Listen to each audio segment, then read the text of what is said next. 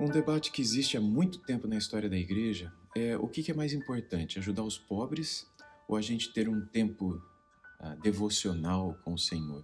A gente se preocupar com a nossa vida devocional, santidade, consagração, ou a gente ter preocupação com aqueles que estão padecendo necessidade, sairmos por aí correndo atrás de socorrê-los, né?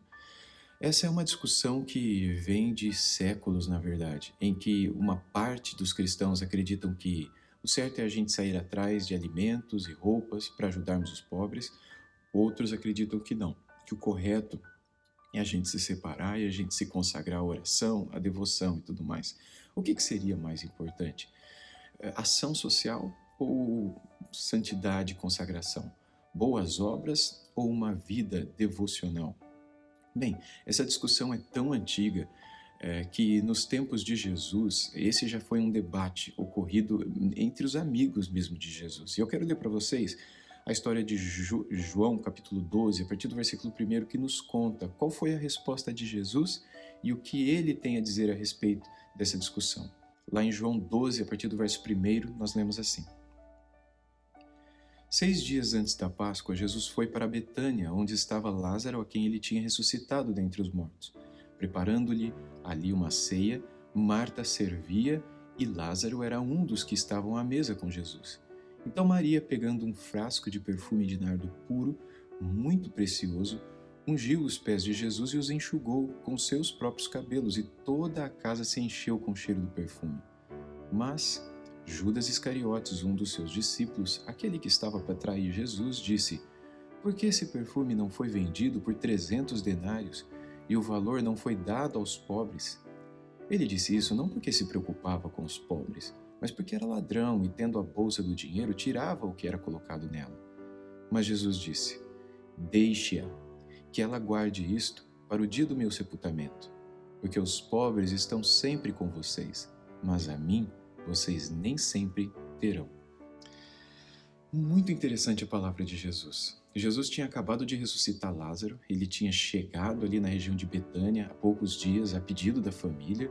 Já faziam 4 dias que Lázaro estava morto, e provavelmente esse perfume caríssimo tenha sido usado um pouco para preparar o corpo de Lázaro, e provavelmente seria usado futuramente para uma outra ocasião parecida.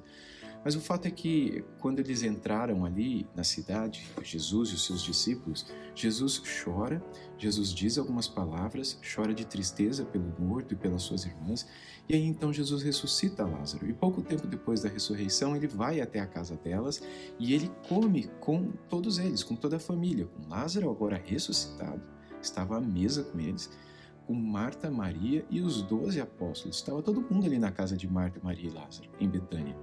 E aí então, de repente, a Maria, ela pega esse jarro, esse vaso de perfume, de um nardo puríssimo, que segundo o texto custava cerca de 300 denários. Um denário é o valor que você ganha trabalhando um dia.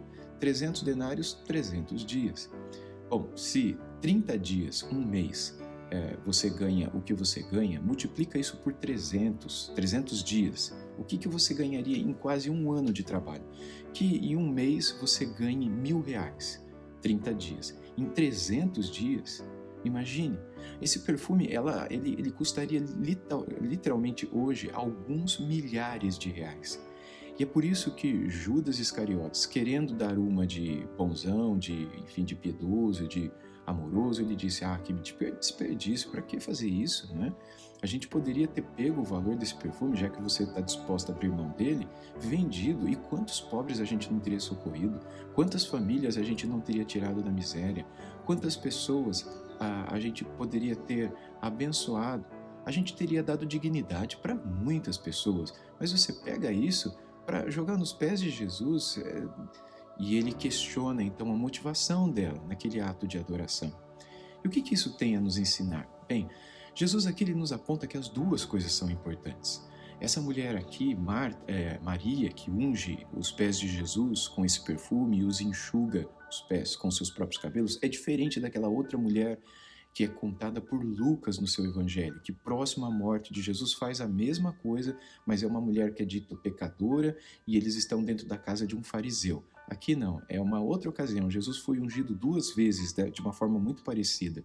E aqui Jesus diz que aquilo que Maria estava fazendo, lavando os seus pés com aquele perfume e enxugando com os próprios cabelos, não deveria ser interrompido e que ela deveria fazer só um pouco, mas o resto guardar para o sepultamento dele, porque era uma prática comum ungir o corpo de pessoas mortas com perfumes caros, com perfumes especiais.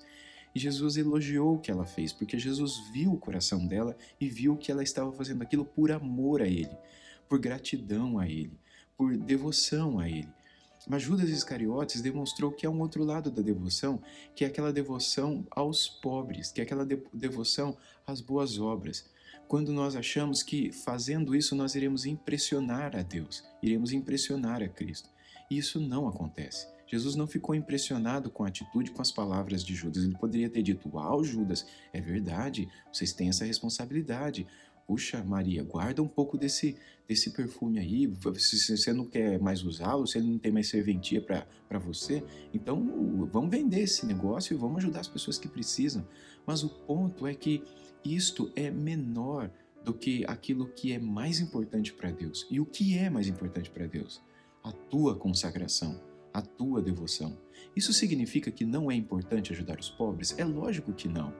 Porque Jesus diz no último versículo que lemos que os pobres nós sempre os teríamos conosco.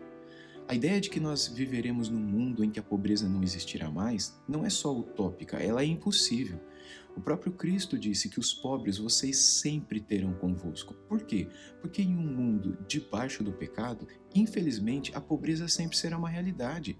E eles sempre estarão conosco. O que Jesus quer dizer com isso? Que nós sempre deveríamos prestar atenção na vida daqueles que sofrem, daqueles que precisam de comida, daqueles que precisam de roupa, daqueles que precisam de socorro. Nós precisaremos sempre dar atenção para eles. Jesus não estava aqui tirando a responsabilidade dos seus discípulos de cuidarem dos pobres, mas aqueles que dão prioridade aos pobres e fazem isso sem ter uma vida devocional, uma vida consagrada, uma vida de santidade, uma vida de adoração, é hipócrita.